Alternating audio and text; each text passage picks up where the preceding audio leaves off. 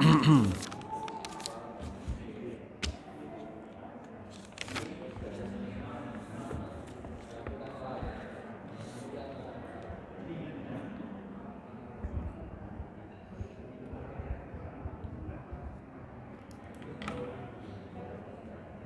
HP.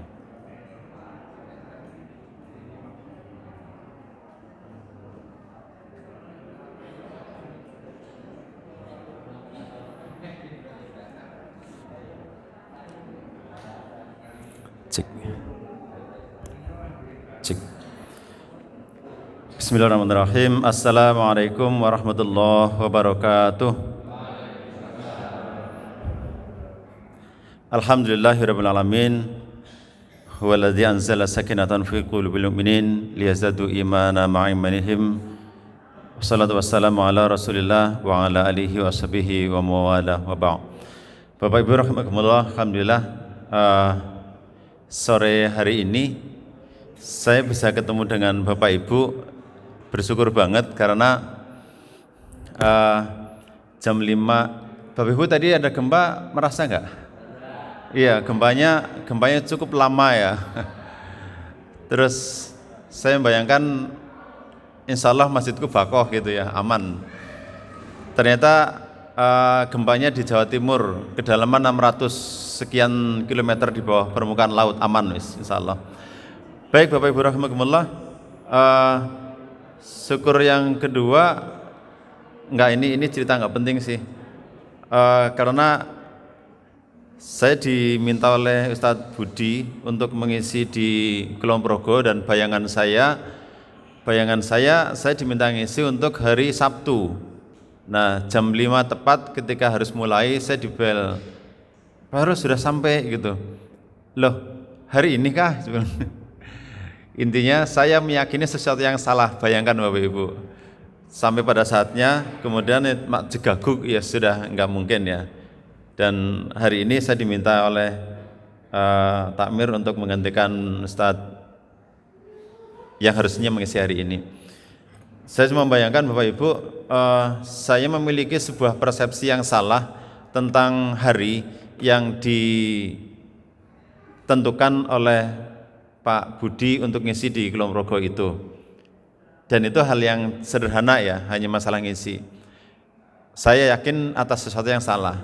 Bayangkan Bapak Ibu, saya pernah cerita ke Bapak Ibu, bayangkan kalau kemudian saya meyakini selama di dunia ini sesuatu yang salah dan saya ikuti, kemudian sampai di akhirnya kelak ketika dihitung oleh Gusti Allah, mak jegaguk ternyata salah, wis ora apa-apa gitu. Maka banyak para orang-orang yang sudah meninggal itu pingin meralat sesuatu yang diyakini salah gitu. Padahal meralat itu sudah tidak mungkin. Kalau dalam bahasa lagu akan menggunakan mesin waktu ya, mau balik dengan mesin waktu, yes, itu satu hal yang tidak mungkin. Sehingga Bapak Ibu, kita harus bersyukur banget karena kita meyakini sesuatu yang benar, yaitu Islam. Dan kebenaran Islam itu adalah kebenaran yang mutlak, kebenaran yang pasti benar gitu. Nah, sehingga itu yang tidak mungkin kalau seorang muslim itu tidak bersyukur, itu nggak mungkin. Bahkan syukur itu merupakan kerjaan dari ahli surga, itu bersyukur. Jadi kalau Bapak Ibu ingin merasakan indahnya surga, maka selama di dunia ini mari kita bersyukur. Apapun kita syukuri, maka kita akan merasakan indahnya surga insyaallah. Baik Bapak Ibu rahimakumullah, di sore hari ini saya tidak akan membacakan kitab yang biasa saya bahas. Saya hanya ingin memberikan satu monitoring lah ya, monitoring selama kita berpuasa atau selama kita melewati Ramadan sekian saat itu, ada tidak perubahan yang terjadi atau apakah kita sudah mendekati pada titik ketakwaan itu gitu. Jadi Bapak Ibu rahimakumullah, di dalam Ramadan ini itu ada satu rekayasa amaliyah gitu. Jadi kalau saya bahasakan ini mohon maaf, ini bukan bahasa hadis tapi bahasa motivasi saja, bahwa seperti filosofi perubahan itu seperti lingkaran Bapak Ibu. lingkaran dalam, agak luar, luar dan paling luar gitu. Nah, yang paling luar itu adalah sesuatu yang saya sebut dengan amal secara fisik. Itu nampak ya, perubahannya itu nampak, itu kalau di luar. Kemudian lebih dalam lagi, itu ada perubahan secara pemahaman. Kemudian pemahamannya berubah atau belum gitu. Kemudian lebih dalam lagi, itu ada perubahan secara emosional atau rasa. Yang di paling dalam ya, paling dalam itu itulah yang saya sebut dengan akidah. Nah, atau keimanan ya. Bapak Ibu rahimakumullah, ketika perubahan itu hanya dilakukan di permukaan saja, maka ini lemah sekali. Dan ini yang terjadi banyak orang di luar sana itu begitu. Perubahan Ramadan itu perubahan di permukaan, amalnya berubah, tetapi pemahamannya tidak dirubah, rasanya tidak dirubah, maka akidahnya pun akan sulit untuk mengikat ikatan ini. Tapi kalau misalkan perubahan itu bersama-sama ya, perubahannya bersama-sama, amalnya berubah, pemahamannya juga bertambah, kemudian secara rasa itu juga berubah. Mestinya selama kita Ramadan ini, semakin lama itu kita semakin bisa menikmati. Semakin bisa menikmati puasa kita, semakin bisa menikmati tadarus kita, semakin bisa menikmati sholat malam kita, itu nikmat gitu. Ada perubahan secara rasa. Jadi bukan sesuatu yang euforia ya istilahnya ya. Sesuatu yang karena sebagian besar manusia beramal, aku ikut amal, itu rasanya tidak masuk. Maka kemudian Bapak Ibu, kalau ingin kita ngecek, kalau kita ingin ngecek, adakah perubahan rasa di dalam kita beramal? Ketika kita ngaji seperti ini, adakah rasa kenikmatan kita ngaji? Ternyata ngaji itu nikmat loh gitu. Ternyata infak yang rutin itu kita menjadikan kita bahagia. Nah, perubahan itu pun harus kita lakukan Bapak Ibu. Merubah rasa. Dan yang pasti, secara keimanan pun kita harus berubah. Nah, Bapak Ibu rahimakumullah, itulah yang kemudian secara bersama-sama perubahan itu harus terjadi. Baik Bapak Ibu rahimakumullah, saya teringat itu. Teringat filosofi yang dipakai oleh mobil yang paling populer di Indonesia itu mobil apa? Toyota ya, mobil Toyota. Saya kira sepakat lah, anggap aja sepakat. Toyota itu paling laris ya, ada dari Avanza, ada apa namanya itu, Rose, ada apa lagi itu, Fortuner, ada macam-macam, ada Yaris dan seterusnya itu. Itu menguasai pasar global lah Toyota itu. Nah, yang ingin saya coba untuk mengambil pelajaran itu adalah Toyota bisa eksis seperti itu, bisa sebesar itu ada satu filosofi yang dia pakai yang sangat terkenal, dan mungkin Bapak Ibu pernah mendengar ini ketika ikut cerita motivasi gitu, yaitu filosofi Kaizen. Filosofi Kaizen itu adalah filosofi yang berubah, kayak itu perubahan menuju baik, berubah tapi terus menerus gitu. Ada beberapa poin yang penting yang ingin saya sampaikan tentang filosofinya Kaizen itu, untuk kita coba terapkan di dalam perubahan kualitas keimanan kita ya. Boleh dong kita mengambil pelajaran dari orang luar sana ya, sekali-kali. Biasakan pakai kitab gitu. Nah, Bapak Ibu, beberapa prinsip Kaizen itu. Kaizen itu sering diistilahkan dengan perubahan 1 menit. Perubahan 1 menit. Jadi kalau Bapak Ibu nanti di rumah searching gitu ya, Kaizen itu adalah perubahan 1 menit. Filosofinya sederhana Bapak Ibu. Perubahan itu, jika perubahan itu mendadak dan langsung besar, maka itu dampaknya tidak akan permanen. Lebih baik dalam filosofi ini, itu perubahannya kecil tetapi terus menerus begitu. Misalkan begini, saya akan merubah dari tidak suka infak menjadi suka infak begitu. Maka kalau kita ingin berubah, itu targetnya, maka merubah infak setiap hari dengan 1000 itu menjadi sesuatu yang sangat berdampak kepada diri kita dibandingkan dengan saya infak 100.000 tapi sekali selama sebulan. Sehari misalkan, setiap hari saya infak 2.000, itu lebih baik daripada sebulan infak 100.000. Karena secara rasa ketika kita melakukan sesuatu, maka yang akan terdampak itu bukan hanya berapa rupiah yang kita cemplungkan, tetapi ketika kita infak 2.000, yang hadir dalam infak itu adalah satu, waktu pasti. Waktu akan menyiapkan uang dan seterusnya. Yang kedua, secara rasa ini berdampak sekali Bapak Ibu. Bapak Ibu monggo nanti malam infak ya. Nanti malam infak, terserah berapa, tapi kemudian kita rasakan bahwa saya sudah berinfak. Infak itu kalau kita rasakan, itu menjadi sesuatu yang keren banget Bapak Ibu.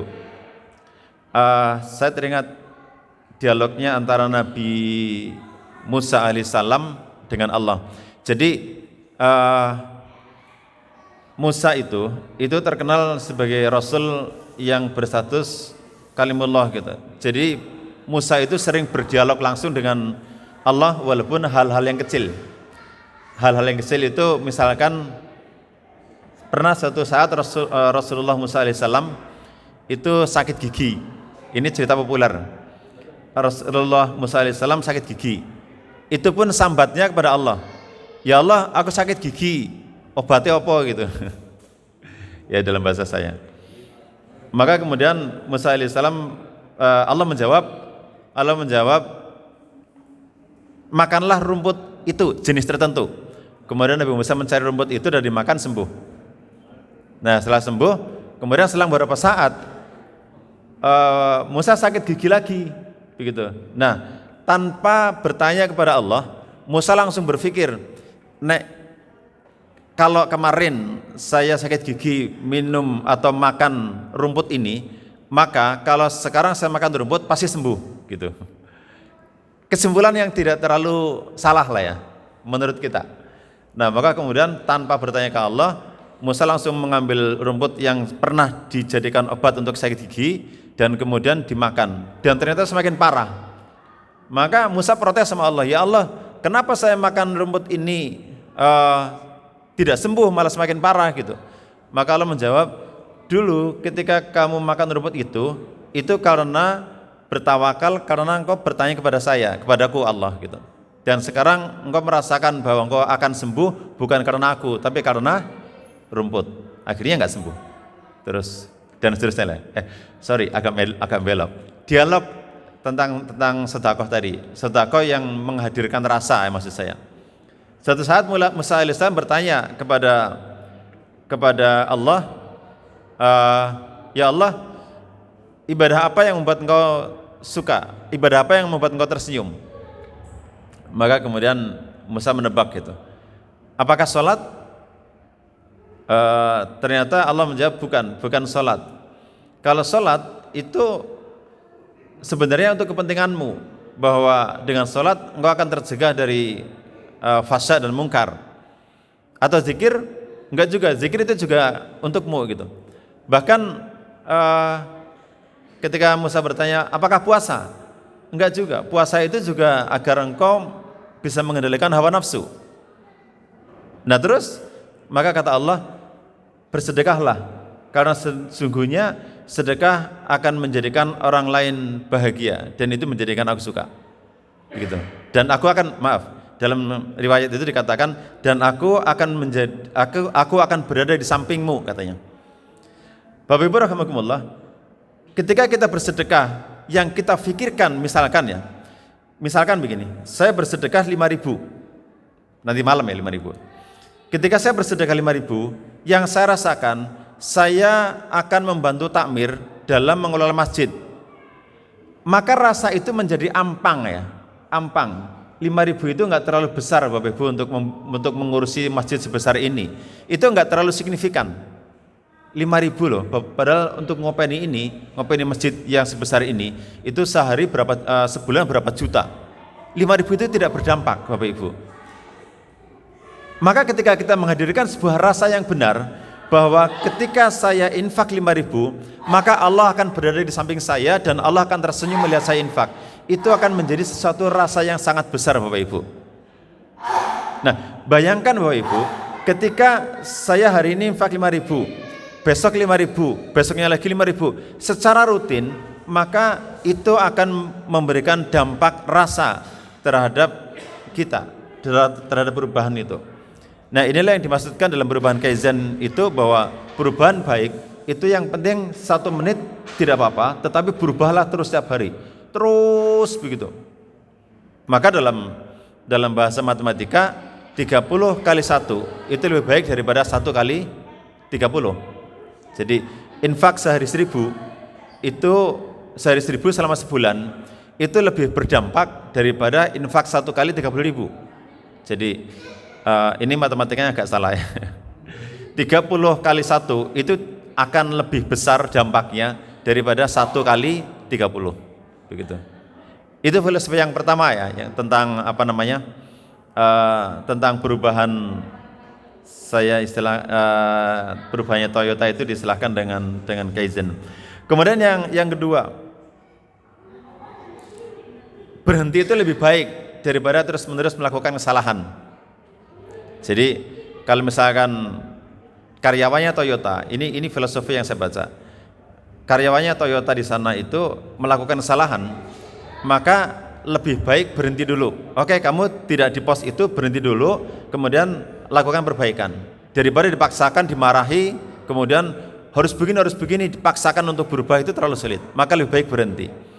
Bapak Ibu, mohon izin saya mengambil hikmah dari itu, bahwa Bapak Ibu berhenti sejenak itu lebih baik. Berhenti itu sesuatu yang kita butuhkan Bapak Ibu. Dan berhenti pada saat Ramadan itu adalah pada saat malam hari, itikaf. Jadi itikaf itu kan berhenti saja sebenarnya. Jadi tidak ada syariat itikaf harus tadarus, harus sholat malam, harus apa, itu enggak. Yang penting berdiam diri aja di masjid, itu sudah itikaf. Dan berdiam diri gitu ya, berdiam, kemudian mengingat kesalahan, kemudian akhirnya kita gunakan kesempatan itu untuk taubat nasuha gitu ya. Taubat yang menghapuskan dosa-dosa besar itu taubat nasuha ya. Para ustaz sudah sering menyampaikan bahwa dosa-dosa kecil itu akan terhapus ketika kita wudu. Dosa-dosa kecil itu terhapus ketika kita taklim. Dosa kecil terhapus ketika kita melangkahkan ke masjid. Itu terhapus insyaallah. Tapi tidak untuk dosa besar. Dan dosa besar itu bisa dihapus hanya dengan tobat nasuha namanya. Dosa sebuah tobat yang kita harus mengakui kesalahannya. Dan Bapak Ibu, itikaf itu menjadi sesuatu momentum yang sangat bagus untuk mengakui kesalahannya. Dan cukup mengakui kesalahan itu kepada Allah gitu. Bilang aja kepada Allah, ya Allah aku salah yang ini dan aku berjanji itu tidak akan mengulangi. Ya Allah ampuni aku. Allahumma innaka afuwun. Engkau kan maha pengampun, aku ampuni dong gitu dan seterusnya. Dialog seperti itu adalah saat kita berhenti sejenak dari hiruk-pikuk amal kita. Karena ketika kita dialog dengan Allah, itu enggak ada yang bisa dengarkan kecuali kita dengan Allah langsung. Dan momentum itu adalah momentum pada saat kita sahur. Jadi nanti malam Bapak Ibu monggo Katuran Pinara, kalau misalkan mau ikut sholat, monggo di bawah. Kalau misalkan mau ingin bersendirian, di atas juga nyaman sekali untuk dialog langsung dengan Allah, sholat tidak masalah. Tapi itu saat kita berhenti Bapak Ibu. Saat dimana kita mengakses dialog langsung kita dengan Allah Azza wa Jalla. Itu prinsip yang kedua ya. Ada saatnya kita harus berhenti sejenak. Dan yang ketiga adalah teknik bertanya. Kaizen itu mengajarkan kepada kita untuk teknik bertanya. Bahkan di sana disebutkan teknik bertanya sampai 5 kali, gitu. Jadi misalkan di situ dicontohkan, kenapa oli ini ada di lantai? Oh karena itu tumpah dari mobil itu. Kenapa di mobil itu tumpah? Pertanyaan kedua. Tumpah, iya karena skrupnya kendor. Kenapa skrupnya kendor? Karena itu sudah aus. Kenapa aus? Dan seterusnya. Akhirnya yang diperbaiki yang ini gitu.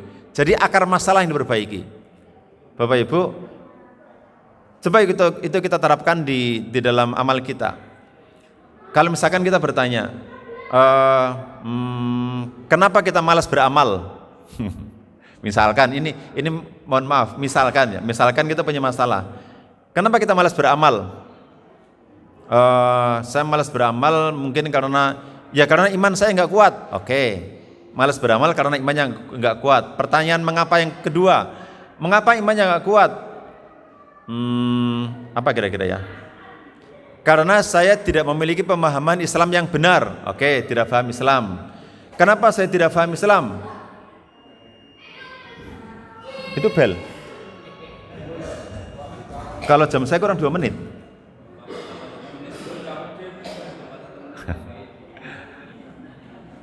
Oke, bel ini. Terakhir sampai titik. Kenapa tidak paham? Karena tidak ta'lim. Kenapa tidak ta'lim?